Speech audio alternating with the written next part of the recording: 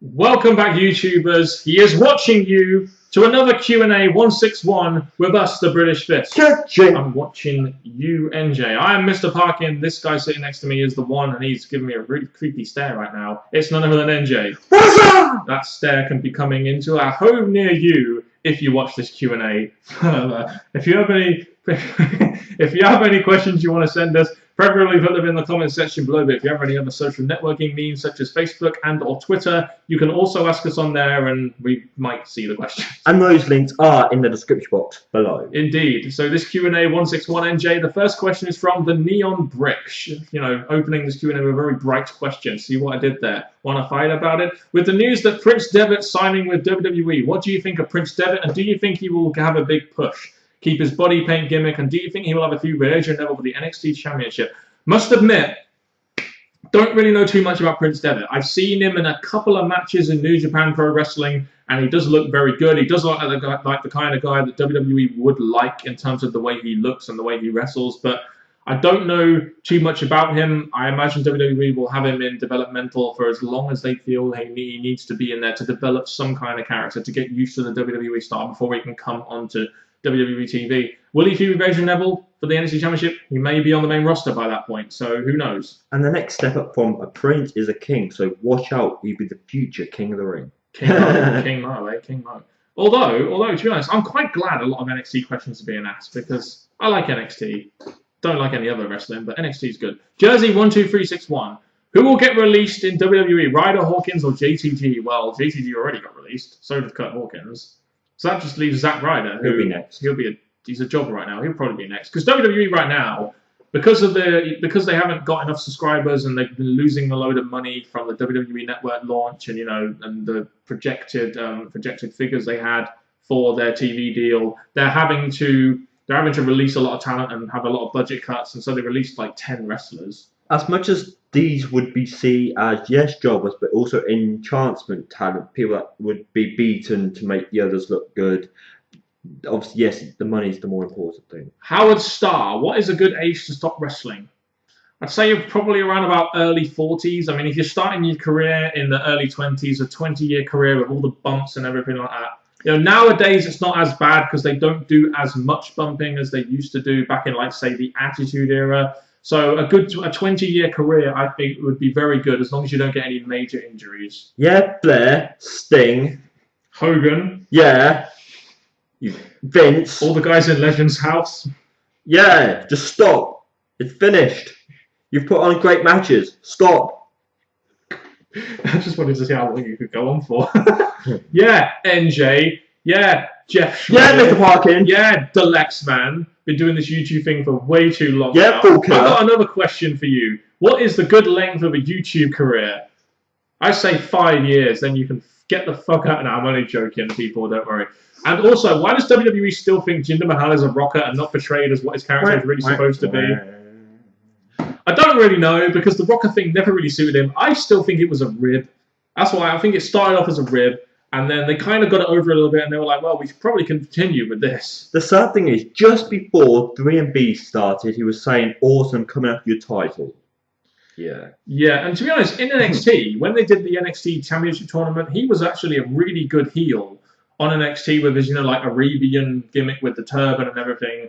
And I thought he was a really good heel. It just never really translated to WWE TV, unfortunately. Remember when he first debuted in the WWE?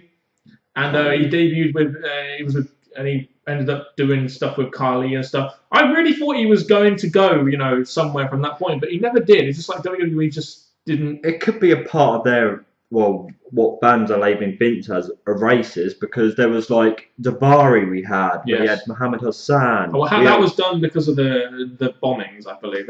Then there was Mark Henry, who, yes, he's won the World Heavyweight, but not the main championship. This goes back to the whole how the coloured black wrestlers did not become as where they should do. Mahal had something that was working, but the WWE just went, oh, no. Throw in there R-Truth as well. Xavier Woods, etc. Anyway, next question. Renegade Man 83.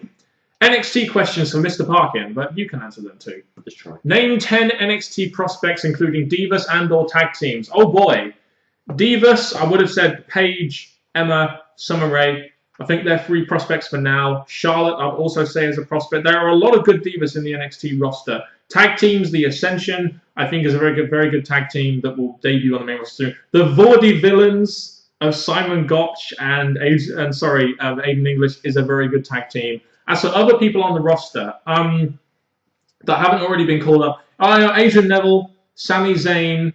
I do like Mojo Rawley, even though I don't think his character is really going anywhere. As for a 10th person on the roster, the problem with NXT right now is I see a lot of mid-carders. I don't see too many main eventers, unfortunately.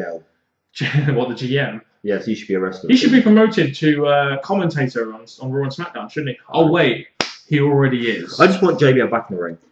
Of course you do. How excited are you with Prince Devitt and the possible signing of Willie Mack and Kevin Steen coming to it? Oh, I'm damn excited. I mean, I really liked Kevin Steen in ROH, even though I don't think he'll be able to be the Kevin Steen I like in WWE due to their PG product. From what I've seen of Willie Mack in PWG, he's a big black guy. I really like the look of Willie Mack. Prince Devitt also is another guy I talked about in the last Q&A who I was quite impressed with. I'm looking forward to them three coming to NXT. Definitely 3 guys I'm going to get behind when they come around to NXT. What are the reasons why you prefer watching NXT or TNA, and do you feel it's better than TNA? I just think NXT is an hour long, and I'm just more invested into NXT. Like NXT to me, it's like if I was a dad and I had a kid, and one of my mates said to me, "Dan, why don't we go play snooker?" Well, that's like TNA. You know, I'd kind of put my kid ahead of that. So that is kind of like TNA, and NXT is kind of like my child. That's kind of how I look at it. It's something I'm always going to be invested in. I'm always going to put ahead of, let's say, TNA, which is on at the same time. That's the best thing I can come up with for describing my feelings to NXT. Again, there are still tiny, minute parts of TNA I like, but with NXT, the fact that I know whatever they produce has a big chance of going to the main roster, even if it's not going to stay the same, it still interests me to watch what NXT can provide us before they come to the main roster. And also, the 2-hour specials that NXT put on, Arrival and TakeOver, they've both been very good. I mean, you've seen them, haven't you? TakeOver was especially good in my opinion. NXT Arrival was pretty good. So they're always, I mean, even if they don't put on that great of a TV show, they always seem to put on a damn good 2 hours of wrestling when they're airing a special. What wrestlers do you think will go to Global Force Wrestling? After release. Who really knows at this time? I mean, it's really difficult to say because we don't know what kind of talent Jeff Jarrett is looking for. Is he looking for unknown talent? Is he looking for the WWE releases? You know, I think a guy like Elijah Burke would be really good in Global Force Wrestling. Christopher Daniels and Kazarian. Well, they're in ROH. So I don't know. Maybe. I mean, like I said, it depends on what Jeff Jarrett is looking for, what they're looking for in terms of new talent, bringing in old talent. Who really knows? Tim Crace sent us a load of questions. Would you like to see WWE sign more tag teams? What a silly question. Yeah. I mean, obviously, imagine if they signed like the Briscoes. I mean, the Wolves would have been an all-right tag team, but I think they're better off in TNA, in my opinion. They do need to sign a couple more tag teams. I mean, they've got some tag teams in there right now, but it would be much more beneficial if they signed a couple more. The thing is, with tag teams, I've said this 1, 2, 3 years ago. All the wrestlers who were backstage doing nothing, at least make them a tag team because they're wrestlers who we like. Justin Gabriel and Alex Riley, Justin Gabriel and R-Truth, Tyson Kidd, stuff like that. That would have helped the tag division out. But it's all down to NXT really now. Yeah. And there's not really that many tag teams in NXT really, so unfortunately not. Although the Vaudevillains are making a very good debut right now. I'm very impressed by them. Do you think that Sting will be the GM of Raw? With Triple H being the authority figure and Stephanie, obviously, I highly doubt they'll have a GM. Especially now they've just got rid of Vicky, who was the GM. I don't think GMs are needed. As much as I did enjoy Eric Bischoff and his feud with Stephanie, that's all come and gone now. It's about the authority taking over. So the fact they have Raw and SmackDown in their hands, leave it at that. Will WWE do a Sting versus Cena at WrestleMania and Hogan versus Stone Cold? No.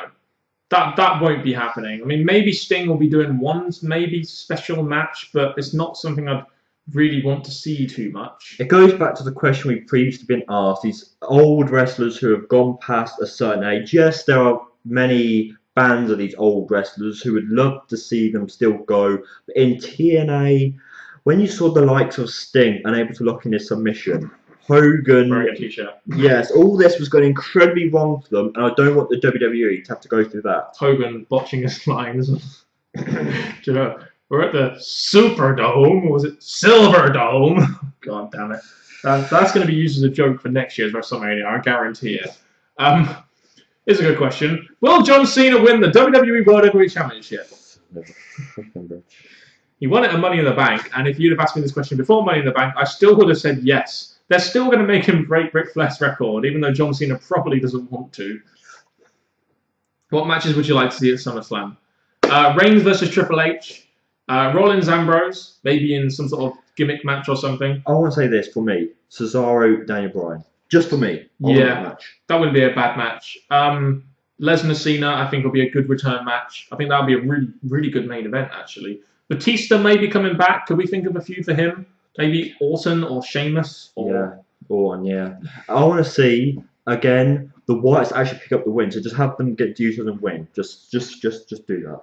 Have them in a triple threat tag team title match with Stardust and Goldust. How about that? Yeah. What a contrast of characters that would be. The Usos! You've got Wyatt family and Stardust and Goldust. What a great combination of tag teams that could be. Entertaining. It would be entertaining. But Bray Wyatt's one that's troubling me right now, people, because he's good on the mic and stuff, but his win record's not really exciting me. Who would we have Bray Wyatt go up against? I'd say, looking at him then, I'd have him, which would be a bit of a challenge, but it will give him a bit of a fighting challenge. Big Show. Not a bad idea. What about John Cena and Daniel Bryan versus Luke Harper, Eric Rowan at SummerSlam for the WWE Tag Team Championship? Well, probably Daniel Bryan won't have returned by then. And look, we all know they're setting up for John Cena, Brock Lesnar. I mean, it's pretty obvious now. The poster got released. John Cena won the title, and I don't really think there's a way that WWE would do John Cena and Daniel Bryan versus Luke Harper and Eric Rowan. And it wouldn't be a main event match, in my opinion. And I don't really see Daniel Bryan, John Cena teaming up. They're to the two top bases and stuff. I just don't see them pairing up. Would you put your top two baby faces in a tag team match with Luke Harper and Eric Rowan without Bray Wyatt really even being involved there? You just wouldn't do it, would you? You'd want them in main event matches. Especially not at SummerSlam. Yes. Should WWE get rid of the super shows and bring back the draft? There's no point in bringing back the draft because, Raw and SmackDown, everyone's on every show now. So there's no point in bringing back the draft. Getting rid of the 3-hour Raw would be good. The reason why 3-hour Raws used to be good is because they were special shows. Now they're just every week. When it used to be 2 hours. Now they're just every week and it sucks. So, yeah. Sean Anthony. Who do you think will win Money in the Bank? To be honest, we've already seen Money in the Bank. But to be honest, if you'd have asked us before Money in the Bank, I think the obvious choice out of the people in Money in the Bank would have been Seth Rollins. In my opinion, because I don't see any of the others winning it. The rest of them were just there to fill holes. And I'd have said John Cena would have won the title match anyway. Those would have been my two predictions, before I knew. The briefcase match was more interesting for me because we had the likes of Barrett, who I would not have mind, Dean, and Seth. Those three, brilliant. The main one, that had loads of us I wanted to see win, but again, with the WWE going to think their biggest match they could provide to gain them the most money back. Yeah. Luke Rosenthal. Obviously, NJ is very happy with John Cena winning the WWE World, even though obviously it is there to lead to Brock Lesnar, John Cena, so don't complain. Luke Rosenthal. Why does WWE keep burying superstars like Zack Ryder and Dolph Ziggler? Well, Dolph Ziggler is mainly due to the fact he keeps getting concussions, and they don't really think that pushing him to a degree would really work. Zack Ryder, his character just hasn't worked for a long time now. I think Ryder, I think the YouTube thing, if they did the YouTube thing now and they put it onto the WWE, the W to earn money, maybe it'll be a hit. But as for in the ring, he had a good run in the US. It didn't quite make stuff happen for the WWE. But for Ziggler, he keeps every match he goes in, seems to bring out quality. Yes, the concussions have failed him in the past, but he's still someone I question. And the next question, why does WWE keep burying Dolph Ziggler? The concussions, it's to do with the concussions. I don't think he deserves it. He's a very good in-ring performer, but if the guy keeps having concussions and you can't trust him with injury, why would you give him a prolonged push? I mean, I'm just trying to defend WWE a little bit here and trying to understand why they don't do it. But there we go. Nerd be the silent. Yes, sir. If Hulk Hogan was at his prime in the current days, do you think he will be just as over as Daniel Bryan or Wyatt or be booed like John Cena? That's an interesting question.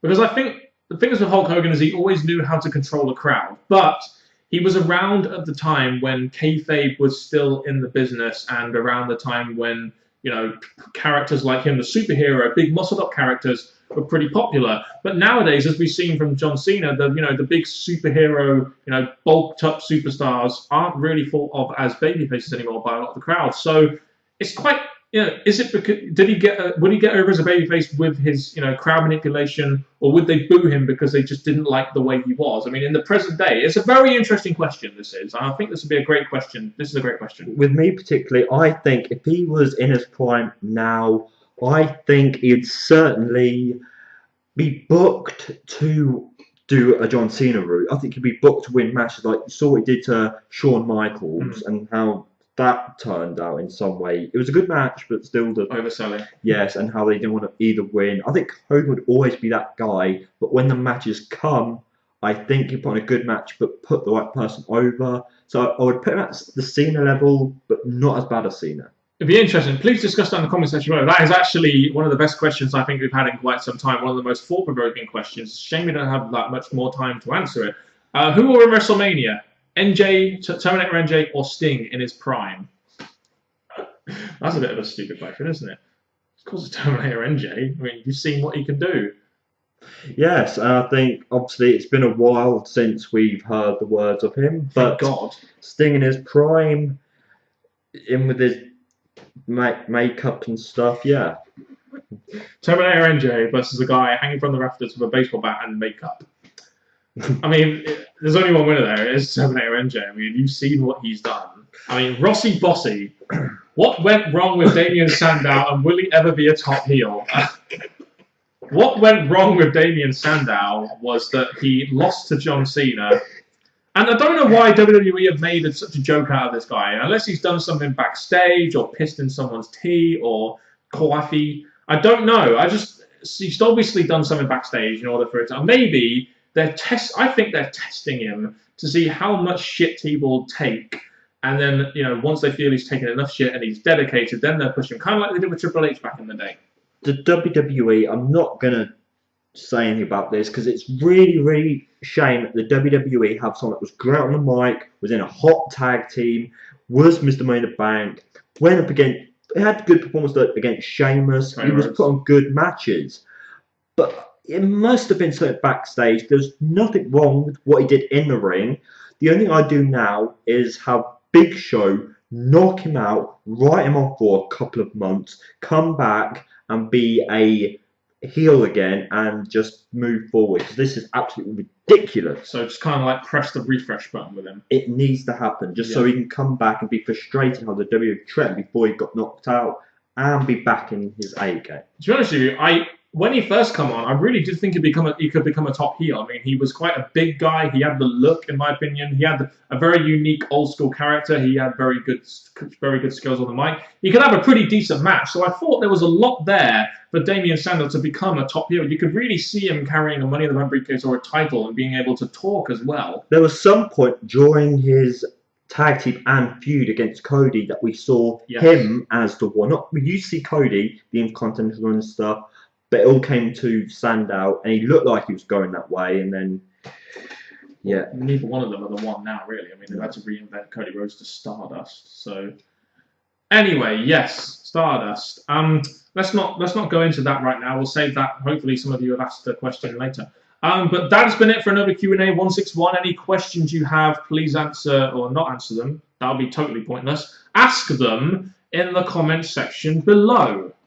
And thank you very much for watching this video, people. We have many more videos coming up this week. Please continue to send in your questions in the comment section below so we can continue answering them, so you can continue enjoying them, so we can keep going on and on and on and on. Thank you very much for watching, people. Have a great week and goodbye.